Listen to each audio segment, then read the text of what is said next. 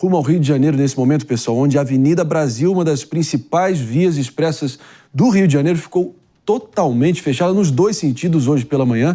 Ontem vimos ali troca de tiros, rajadas de tiros ali na altura da Favela da Maré, na linha amarela, por causa de uma intensa troca de tiros hoje também entre policiais e faccionados narcoterroristas. E o governo segue atuando com força total contra as barricadas impostas pelo tráfico e pelos faccionados. Acho que ninguém melhor do que Rodrigo Viga se juntando a nós diretamente do Rio de Janeiro. E, de novo, o crime, essa troca de tiros vai se tornando parte da paisagem. A gente vai naturalizando absurdo, mas pelo menos os nossos representantes tentando fazer algo para contra-atacar. Qual é a situação de fato, Viga, sem maquiagem, sem rodeios, da situação de ontem e hoje? A palavra é sua. Fala, Marinho, bom dia para você, para a turma toda do sofá, do nosso ouvinte, espectador, internauta da Jovem Pan. A situação agora está normalizada, porém, logo cedinho, ficou bem tenso, como você bem disse, né? Com o fechamento da Avenida Brasil nas duas vias, nos seus dois sentidos. Houve também reflexos na interrupção do BRT, aquele corredor de ônibus, e também de um ramal da Supervia, que é o sistema de trens urbanos aqui do Rio de Janeiro, por conta de mais uma etapa da Operação Barricada Zero, deflagrada oficialmente essa semana aqui no Rio de Janeiro, que não tem prazo para terminar. A gente já falou, o mapeamento feito pelas forças de segurança, ele fala em quase 14 mil barricadas montadas por milicianos e por traficantes ao longo dos últimos anos, e algo precisa ser feito. E está sendo feito. Hoje, inclusive, essa Operação Barricada Zero, ela está expandindo a sua atuação.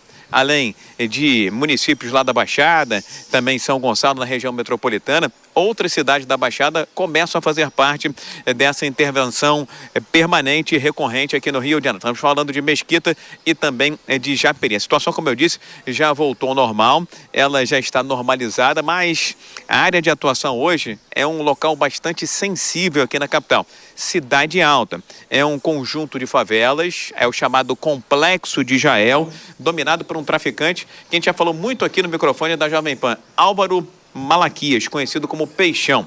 Ele é evangélico, adota práticas de tortura contra os seus inimigos, é considerado um sanguinário e ainda é aquele que usa uma estrela, né? A estrela de Davi, em pontos do Complexo de Jael para determinar, para demarcar bem precisamente quem é quem manda na região e quem é que dá as regras e dita as cartas, ou diz e distribui as cartas naquela comunidade. 2 pessoas já foram presas na operação contra as barricadas e também 2 fuzis apreendidos. Essa é a realidade de momento, meu caro Marinho.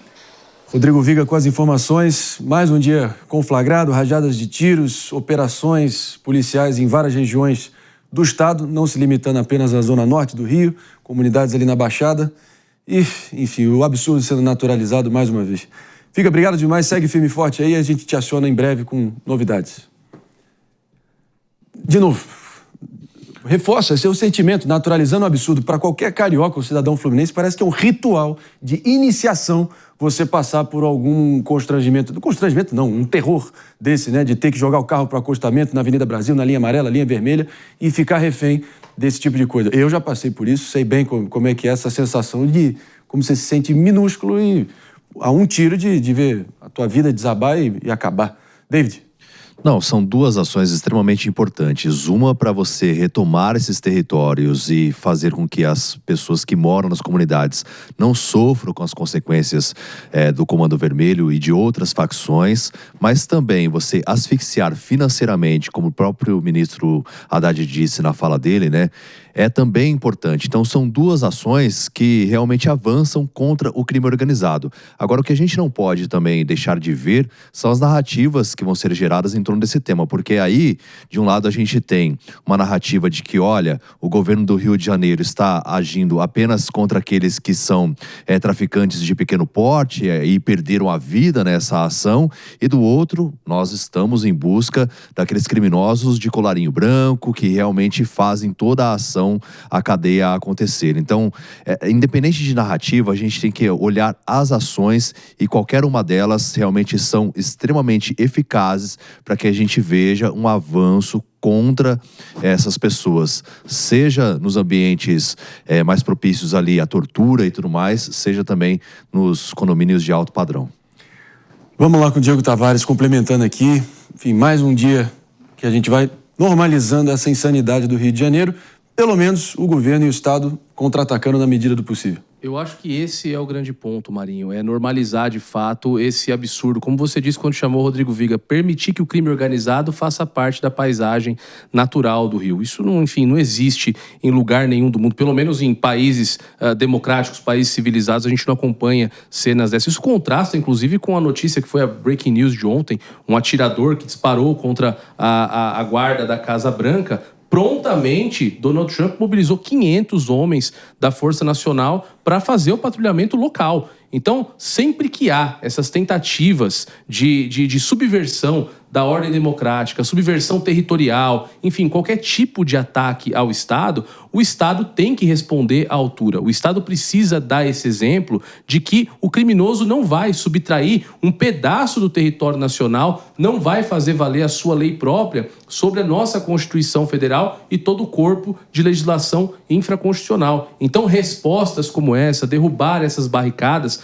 muito embora cause sim transtorno, às vezes não tenha a mesma eficiência de combate ao crime do que uma operação contra os braços financeiros, passam um símbolo importante para a sociedade.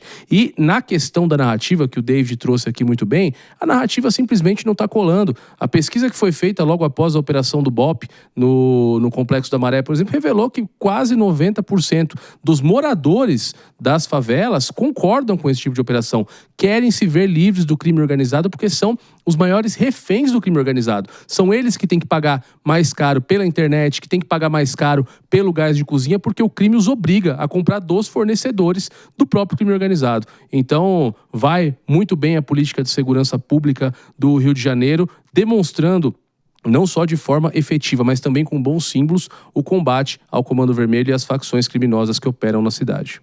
O eixo central, para quem está saindo, por exemplo, da zona sul do Rio de Janeiro, Ipanema, Copacabana, Leblon, Jardim Botânico, rumo a, por exemplo, como eu já fui inúmeras vezes ao bairro de Engenho de Dentro, na zona norte profunda, ver o meu Botafogo jogar no estádio Newton Santos, passa necessariamente pela Avenida Brasil e quem já fez esse trajeto, no mínimo, já ficou refém de alguma troca de tiros ou alguma intercorrência criminal pesada.